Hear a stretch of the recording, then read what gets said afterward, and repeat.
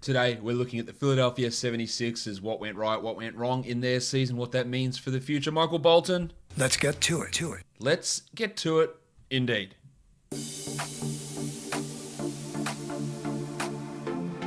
You are Locked On Fantasy Basketball, your daily fantasy basketball podcast, part of the Locked On Podcast Network.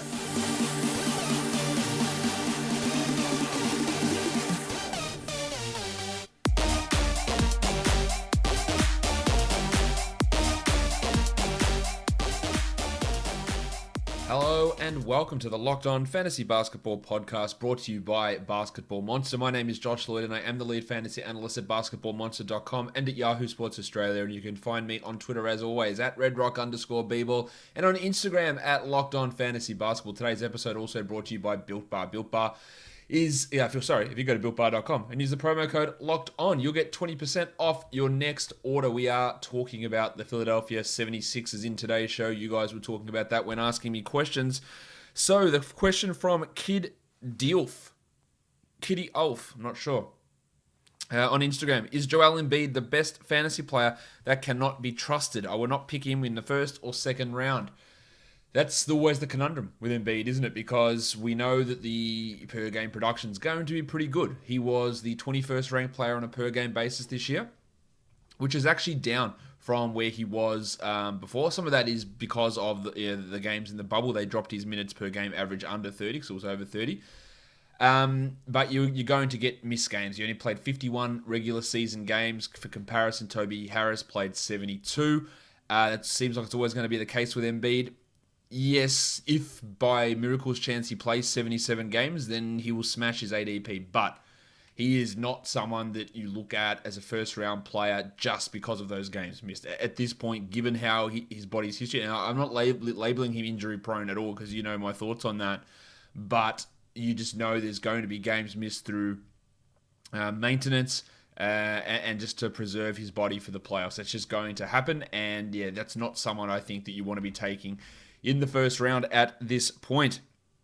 Shazeb1007 says, do they trade Embiid or Simmons? This is the question that everyone wants to know. It's framed in a way, and this is not you framing it, Shazeb, because everyone seems to frame it, that they have to. Do they have to? I don't know whether they do have to. If I'm trading one of them, it's probably Embiid, personally, because of that injury risk. Now, Simmons has had plenty of injuries on his own. He's also 2.5 years younger. And I think centers are more replaceable than 6'10" guards / big men who can defend at an all-NBA level and pass. So I probably would have keep Simmons over Embiid, but in the end, if you are looking to do that, it all depends what you're getting back and what the teams that are offering trades for either of those players are offering. But I would probably look to trade Embiid personally. N Sadler 29, does Simmons have better value at point guard or power forward? It literally doesn't matter. We saw this in the bubble where Simmons was going to be playing power forward allegedly with Shake Milton playing at point guard. Milton was a real bust in the bubble. Simmons was still fine. Now, his assist numbers did drop. He went from 8 a game over the course of the regular season. He only averaged 4.3 in the bubble, but he also only played 29 minutes and it was only 3 games. So I don't think we read much into that. Regardless if he's playing alongside another point guard or if he's playing exclusively as a point guard, Simmons is going to run things because he has unbelievable vision. He's going to be the guy that sets things up in transition. He'll run some half-court stuff. And in general, you want him to have the ball in his hands versus him standing out, spotting up in the corner, because he can't do that. So I don't really think it makes all that much of a difference. Maybe it is better if he's actually playing power forward because it means there's more spacing around him, more guys that can shoot. But in terms of his role, it doesn't impact it all that much, I don't think. What are the chances Ben Simmons gets traded to the Warriors? For who? So, no. I think it's very, very low. Who knows? Stuff can happen, but I would say it's very low chances. Stefan Paluga, will Joel Embiid and Ben Simmons improve with Doc Rivers as coach? Maybe. I really don't think that Doc is going to unlock something special with these guys. They're already special. They're already really good. Doc had his troubles, of course, with the Clippers this season and in the past. He's not some magic tool to unlock, great potential of everybody. I think it's more that you look for improvement maybe with execution, maybe with game plan, maybe with some of the guys on the fringes. I don't expect massive changes for Simmons and Embiid. Like, for example, Simmons isn't all of a sudden going to become this reliable long-range bomber just because Doc Rivers is there. I don't think that is anything for us to expect realistically.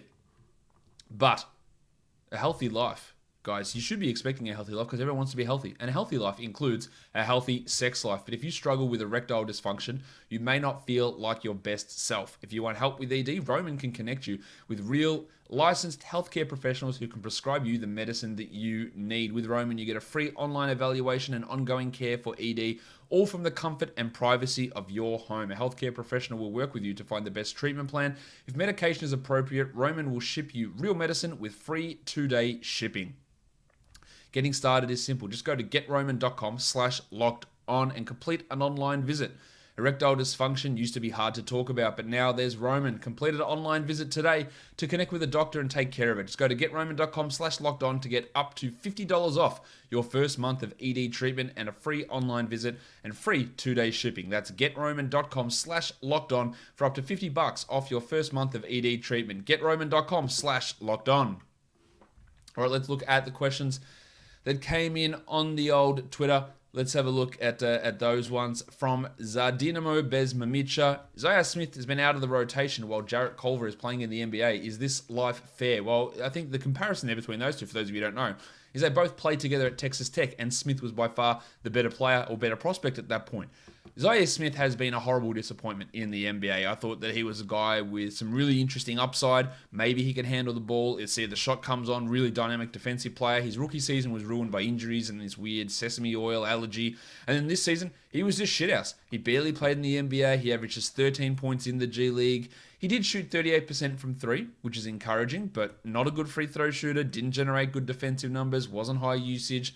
Overall, just a really poor first 2 years in Zhaire Smith. And Joe Buck asked a similar question. Any faith in Zhaire Smith at all? I've heard him floated as likely to get moved in a salary dump.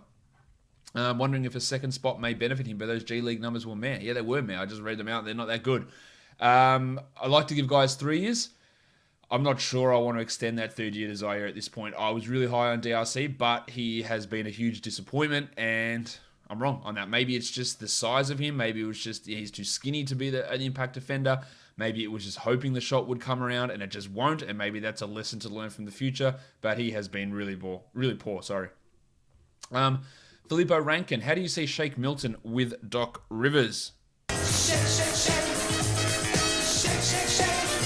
Could he get to, say, 4.5 assists per game? I don't really see Doc Rivers making Shake Milton this great passer all of a sudden. Shake averaged 2.6 assists in 20 minutes this season. Not a great number. In the 8 regular season bubble games, he averaged 4 assists in 24 minutes. So 4.5 is not a crazy number to get to. It's also not what you want out of a starting point guard. But again, he's not really a starting level point guard. He's a guy that will be 4.5 assists, 5 assists maybe, whose real role is going to be out there to shoot threes. And that's what he's going to be able to do. He's not a starting caliber point guard per se. He is a guy that maybe can start as a shooter and hit some pull-up threes and be able to be a spot-up shooter as well. But he's not a high-level creator or anything along those lines. Vincent Joseph, is Embiid still a first-round pick next fantasy season? I don't think there's any way that we'd be doing that at this stage. Philly Special, will Benny Simmons develop a jump shot? I still have faith in it happening at some point. A lot of it is just a confidence thing or an absolute stubbornness with Simmons, which I think he deserves to be criticized for, just not even attempting these shots. He did hit some threes this year. Of course, it was obviously a ridiculously small amount, but he did hit some. 29% of his threes, and I think it was only maybe 4 or 5 attempts. But he hit one really early in the season in a big blowout. He needs to not only be able to hit threes, but just to be able to hit some sort of jumper that's not at the paint. He's already ridiculously good. Unbelievable defender, unbelievable passer, fantastic finisher, strong scorer for a guy that literally doesn't shoot at all. 16 points per game for a guy that doesn't shoot. He's unbelievably good. I think he can shoot. It's some sort of weird mental block and stubbornness that's not allowing this to happen, and getting over that is going to be one of Doc Rivers' biggest challenge. He was 2 of 7 on threes this year, Simmons, but I'm not expecting it. If it happens, it's just going to be really a bonus. And the last one, David Menkoff, will the Sixers be able to move Tobias Harris for a productive outside shooter in the JJ Redick sort of mold. The name that's always floated around is Buddy Hield. Would Sacramento want Tobias Harris back for Buddy Hield? Well, Tobias Harris is better than Harrison Barnes. He's going to be a pretty solid option if you played him at the 4 or you played him over Nemanja Bjelica. Would Hield be someone who makes sense over Harris for the Sixers? Probably. Just getting a guy who can be a shooter and a knockdown shooter and a guy that doesn't do too much else. But Harris is sort of meh. I'm not really buying the, well, Toby Harris had the best season of his career under Doc Rivers. Therefore he's going to be good again this year. It's a very different scenario where Harris was the best player on that Clippers team, where now he's the third best guy. You could argue fourth best player on the Sixers team. So it's a very, very different scenario. I think that they would love to be able to move Tobias Harris, and whether anyone wants to take that contract back remains to be seen. But again, the Kings could say, who's taking back the Bud contract? So maybe that is an option that could be done. Getting Hield across for Tobias Harris, and I think the Sixers would really like to be able to move off of Harris at this point. But the problem is that their front office is the worst in the NBA, or close to the worst in the NBA. They don't know what they're doing ever since the Sam Hinkie situation. The Colangelo scenario was terrible. Brett Brown moved into the front office at some point. Now Elton Brand moved into the front office having no experience or no understanding of what he's doing. Now they've fired the coach, and they've said they're going to have a front office shake up. They haven't done anything there at all in terms of shaking up that front office. So it's just constantly running on autopilot. Everything looks like an absolute disaster. The ownership is meddling. They could be one of the worst ownership groups in the NBA as well. So there are some real concerns, and it feels like almost every deal they've made has been a loss for them, really, ever since Hinkie left, and that is not the way that you want to go if you're looking to build a good team, which they are looking to build one, and they're not able to do it. Built Bar is the bar that you need if you're looking to build yourself a good body. Haha, what a great joke. Guys, Built Bar is the best tasting protein bar ever. It tastes just like a candy bar. It's covered in 100% chocolate, and they are back with 6 new flavors. 12 originals, the 12 OGs, including raspberry, peanut butter, mint brownie, but now 6 newbies. Caramel brownie, cookies and cream, cherry barcia, lemon almond cheesecake, carrot cake, and apple almond crisp. They join the portfolio of unbelievably tasting protein bars with Built Bar. It is great if you're looking to lose weight, if you're looking to maintain weight, and get protein in, but also in a delicious treat format, not in the sort of protein bars that taste like you scrape them off the bottom of your shoe. You could stick them between bricks to build a house.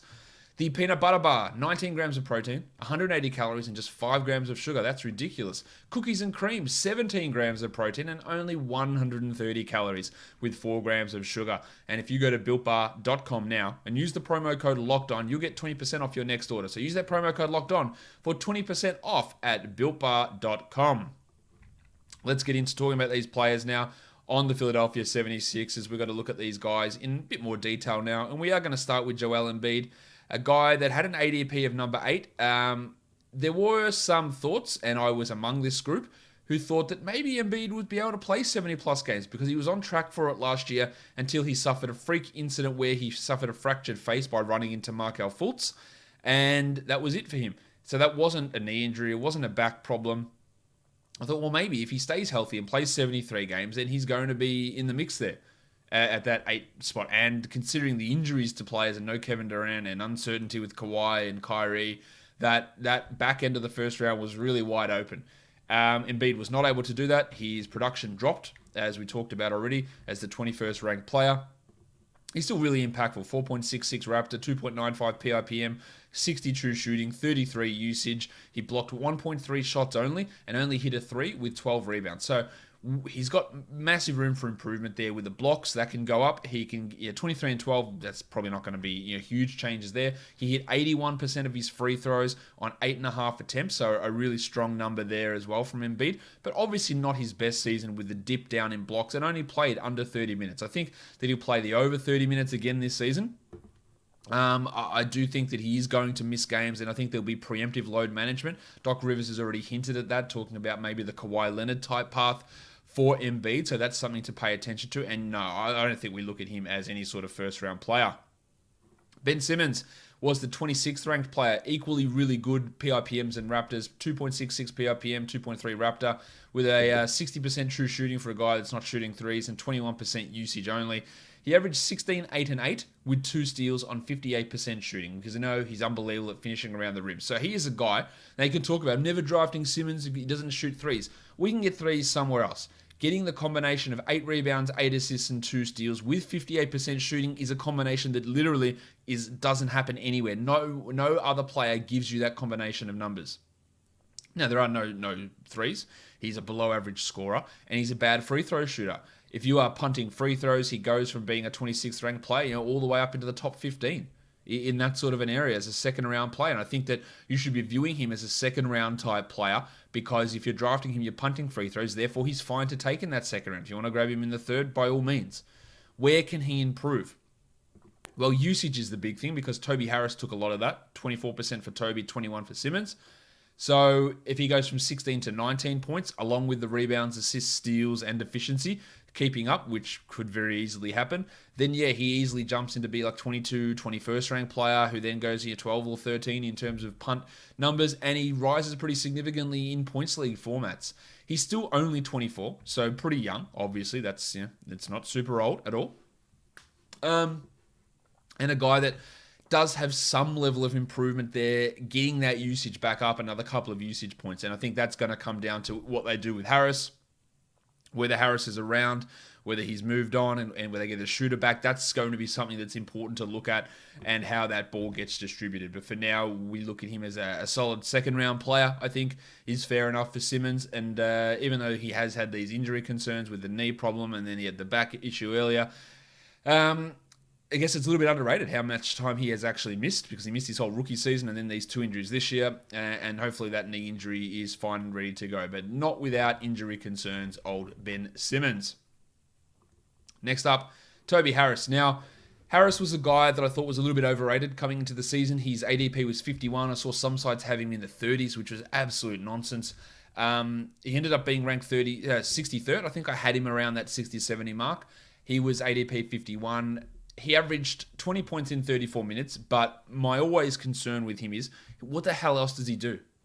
Like, he can score, and he was coming in off that season with the Clippers, or majority of season with the Clippers, where he was putting up some really strong numbers, and there was some hope that for some reason he just couldn't shoot when he got to Philadelphia, that those numbers would bounce back. But what else does he do? And unless he's getting 27 usage, then how is he going to be impactful? Because he's just not an assist guy, really, doesn't get steals or blocks. And that sort of played out. 20 points, 7 rebounds, 3 assists with under 2 threes, and then 0.7 steals and 0.6 blocks on a true shooting of about 56%. He was still a positive player. I think the hate of Tobias Harris goes too far. He's a really valuable player, but probably not valuable at the contract, a max contract that he's being paid. But a positive impact guy on the court, and has been that most of his career. Somehow his usage actually went up from last year, and that's probably not the role he needs on this team. But he was unable to maintain 40% from 3, where he'd been the last 2 seasons. He went down to 36, and that's part of the dip in his numbers. Also, playing alongside Embiid and Simmons, we saw his rebound numbers fall off as well, which is always going to be the case for Harris when you're getting so many of those rebounds playing for the Clippers. Coming across here to play with Philadelphia and to get this time next to Embiid, you're just not going to get those numbers. So I think this 60 to 80 range is probably the right area for Harris next year. If he goes to a different team, he could jump into the top 50 pretty comfortably. But I also think with the hate that's directed towards Harris, that maybe his ADP comes in at 80, 85, and then you still get some value out of him. Because even though it was a disappointing season, he was still the 63rd ranked player and averaged 20 points per game. And that, to me, is still okay. It's not great, but it's okay. After that, it was rough. Al Horford. It was going to be tough for Horford. I didn't think it would be this bad. He played only 30 minutes a night. He's 34 years of age. He's still somehow got 3 years left on his contract, which is absolutely a disgustingly bad decision by the Sixers. I don't even remember what my thoughts were when this free agency signing happened. I was in the middle of a vacation during free agency last year, so it's hard for me to remember exactly what I was thinking at that point. But fair to say, I didn't expect him to be this bad. But I think if you polled fantasy people and asked them how shit was Al Horford this season, he was terrible. They wouldn't expect that he still was the 81st ranked player. Plus 1.33 PIPM, almost a plus 1 Raptor, so a positive on the court as well. Some of that's because you're playing with Embiid and Simmons. 54 true shooting and a usage of 17. He averages 12 points in 30 minutes, 7 boards, 1.5 threes, a block, 45 and 76, like thoroughly average-ish type numbers. He played much better when he played without Embiid. And I really don't see Doc Rivers going back to a scenario of starting these two together. Toby Harris's best position is power forward. Ben Simmons, maybe his best position is power forward. Maybe Horford's best position is center. So he's going to be playing a much, much smaller role. And I would be pretty doubtful, despite the size of his contract, that he actually plays enough minutes to be a draftable player.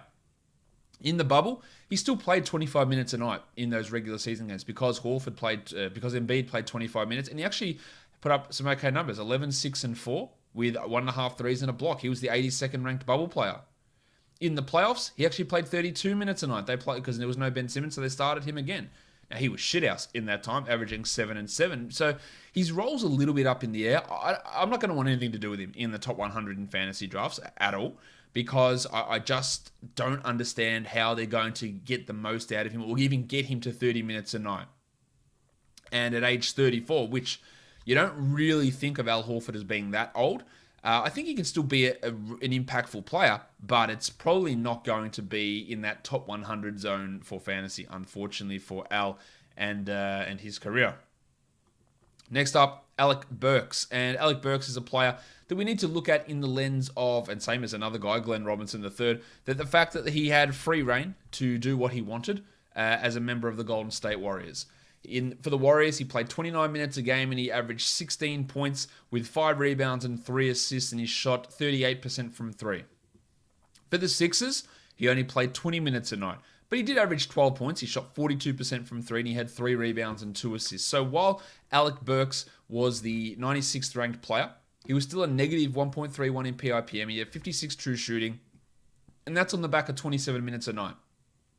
15 points per game over the course of the season. Now, Alec Burks is a free agent coming up, an unrestricted free agent. Not many guys on this team that can create their own shots as guards the way that Burks can. I think he has a role. I don't think it's as necessarily large as what we see here. And in those bubble games, he played 20 minutes. He still averaged 15 points and over 2 threes because he shot 57% from 3. So that's going to fall off. But what he's probably going to be is a points and threes streamer who plays 24 minutes a night and occasionally will have a hot Jordan Clarkson type game and then have a shit one after that. He has 24 minutes a night in the playoffs with 11 points per game. Again, no Simmons there, but he shot 33%. So he is a player that I think this ranking will not be an accurate representation of what we expect from Burks next season. Burks is 29 as well, so he's not super young. And I think that a pretty significant drop-off is the most likely outcome for Alec Burks here. Joshie Richardson, really, really terrible from him this year. The expectation was, well, okay, in the number one role that he was in Miami in 18-19, he was overextended. He was still okay, but he wasn't able to get the big steals, get the good block numbers. The shooting fell off. He wasn't able to do that. In Philadelphia, his usage will fall. He'll be able to really concentrate defensively, put up some of those numbers again, and maybe get the shooting numbers back. And in all he was just like meh. He played only 31 minutes. He was injured as well. Averaged 14 and 3 with 3 assists, 1.5 threes, 0.9 steals, and 0.9 blocks, 0.7 blocks, 43 and 81% shooting. A marginal negative in PIPM, a marginal positive in Raptor with 53 true shooting. I am not giving up on Josh Richardson at this point. I think he can have a better season next season, but will that push him into the top 100 in fantasy? He was 130th this year. Well, for a start, I think he plays more than 31 minutes.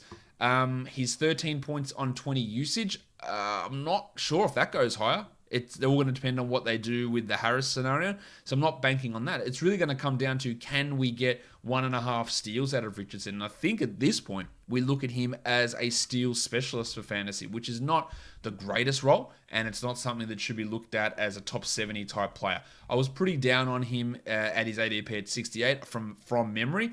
I think I maybe had him in the 80s or 90s and thought there's no way that he retains that value, but I also thought we'd get more out of him defensively and he'd hit more threes, and neither of those things were realistic. He's a guy that I really like as a player, but probably going to be better off if he was on a different team. Like Alec Burks, Glenn Robinson III, he came across from Golden State at the trade deadline. He was the 148th ranked player over the course of the season, but a large portion of that was because he was playing with the Warriors. Now, with Philadelphia, he complained he didn't know his role. He had falling out with the coach. He was in and out of the rotation. He played 19 minutes a game with Philly. In Golden State, he played 32. He averaged 13 points per game for the Warriors, hitting 1.5 threes at 40%. He averaged under 8 points for the Sixers. In the bubble, we saw him play 21 minutes a night in only 2 games. He was dealing with a hip injury. In the playoffs, he didn't play. So it's hard to look. He's also an unrestricted free agent. It's hard to know. I think he can be a useful rotation piece, but finding that role, like Alec Burks, that he had on the Warriors is just not going to be a likely scenario for Robinson. So therefore, his ability to be a fantasy option is probably limited. He was able to crack that top 150 barely because he shot the ball pretty well, 49% and 86 from the line. But realistically, nothing else he did was all that fantastic. His metrics, advanced stuff was pretty bad. -2.5 PIPM, -3.2 Raptor, 58 true shooting, 18% usage. They're all okay numbers, but realistically, he's just a 3-point spot up sort of a guy on a team that's any good. And yeah, he could find himself on a different team, but he's never, I don't believe, going to find himself with that same role that he had on the Warriors. Now, this guy is not even 27 yet. So maybe there's some upside for him. I'm not super keen on it. I don't really think that he's likely to be a massive impact player or to ever find himself in that sort of role again. Matisse Thybulle, the painter.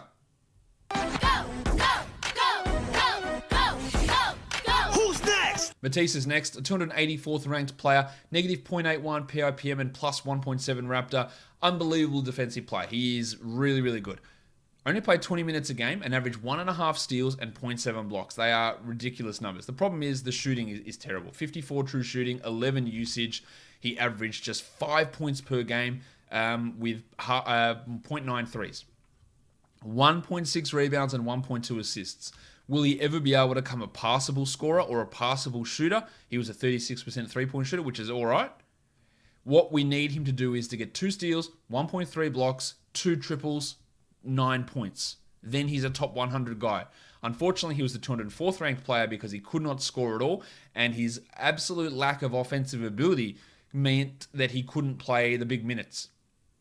And in the bubble, that went up to 22 minutes a night, and the steals and blocks, they are always going to come. 1.8 steals, 0.9 blocks. 0.8 threes only, under 5 points again, 52% shooting, didn't attempt a single free throw. The 3-point shooting is maybe there for him. He was up and down in his time in college. He's been up and down in the NBA, but we know that the defensive numbers for Thybulle are going to be there. In the playoffs, he averaged 1.8 points. This is going to be the problem with him. An absolute elite defender who's still getting better, who's only 23. He's older as a rookie. He's going to be 24 around the start of next season. The defense is going to be there. Defensive stats are going to be there. Your team has to be really specific to have him on it in terms of fantasy because he just scores absolutely nothing. He's probably better suited for a defensive stream or a punt points type of a build. And in points leagues, he's absolute trash because he doesn't score anything. And we know points leagues are generally really, really heavily weighted towards scoring. Love his defense, but it really all comes down to steals and blocks for Matisse Thybulle, and I think you're all well aware of that. Next up is Shake Milton, who he had opportunities this year. There was no Ben Simmons, and he moved in the starting lineup, and people really, really liked what Shake did. But this is the thing that I always talk about with players. If he's not scoring, what else is he doing? And for Shake, the answer is nothing. Really, really nothing. He was, over the course of the year, the 230th ranked player. He was a negative in PIPM and a pretty big negative in Raptor, -2.8 there. His true shooting at 62% is fantastic. He averaged 9 points with 1.5 threes, which is all right.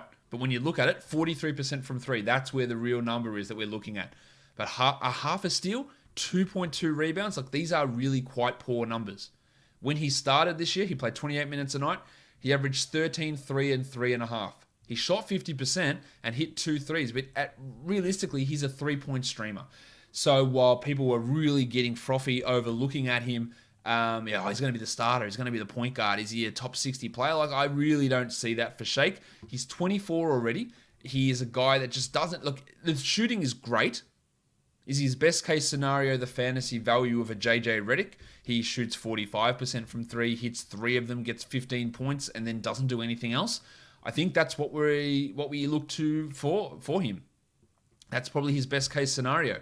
I don't ever see him developing into an 18-point per game scorer who gets 7 assists and hits 3 threes. His ability to hit threes, pull up threes, catch and shoot threes is really good. He's got some defensive liabilities. I think he's a rotation player. I think they absolutely found a rotation player in Shake Milton, and they should be. Yeah, he is the guy that can either play alongside Simmons or back him up. But even then, as the season went on, they went, shit, this isn't working. Like, he's not. This doesn't make sense for have him in this lineup. He's just not as good as maybe what that run of games was before the end of the regular season would indicate.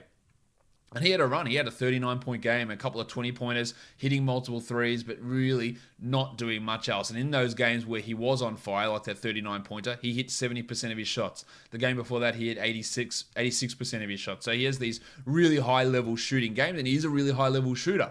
But is that level of shooting reliable, and will his usage ever get to a level that's high enough for us to get too excited about? And the answer to that is probably going to be no.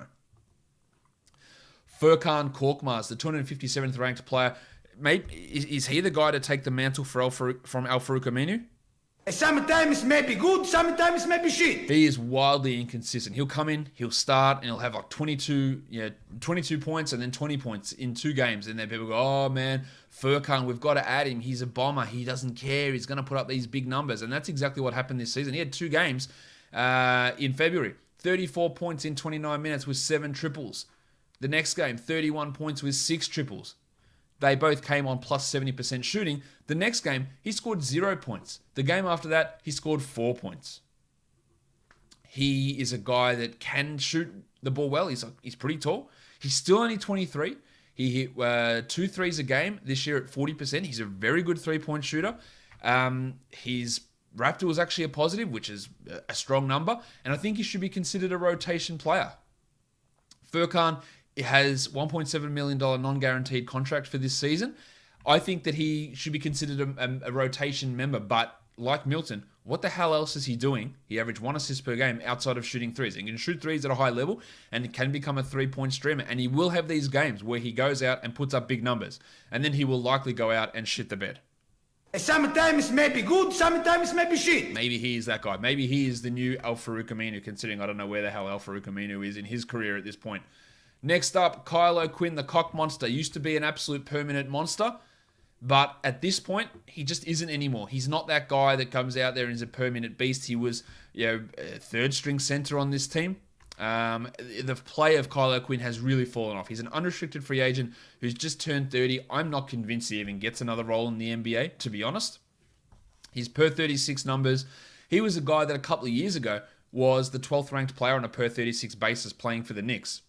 This year, he was still pretty good, but 51st. The efficiency for him has dropped off, and wildly, he was an 81% free throw shooter last year, 77 the year before that, 77 the year before that, 77 the year before that, and guess what? 77 the year before that. This year, 55%. Now that is on 20 free throw attempts only, so it's very limited. I think that can bounce back up, and maybe that helps his numbers, but he just hasn't been as good as what he has in the past. His PRPM and Raptors moved into the negative. His true shooting dropped way down.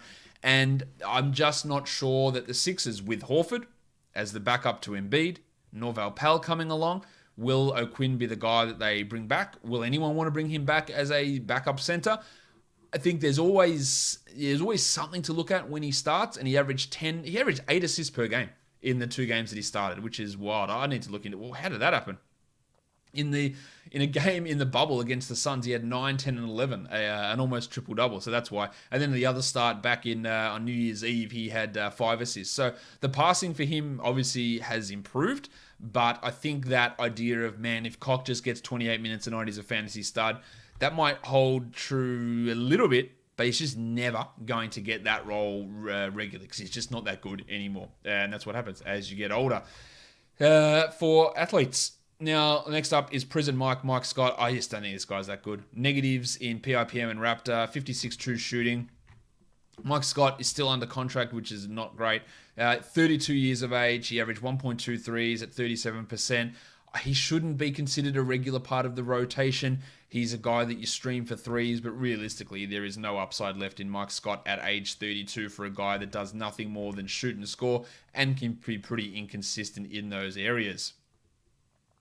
Raul Neto. Now, Neto, I thought, had some impressive moments this year. He is an unrestricted free agent, but I did like what he did. Only 12 minutes a game, 5 points and 2 assists, 46% shooting, 83 from the line, 39% from three. Nice positive Raptor, but a negative PIPM.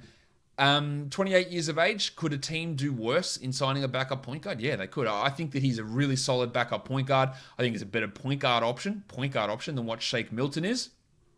In the bubble, he had some okay games as well. 12 points in those 5 regular season bubble games with 4 assists and shot the ball well again. He's turned himself into a decent shooter as a point guard and a solid enough playmaker.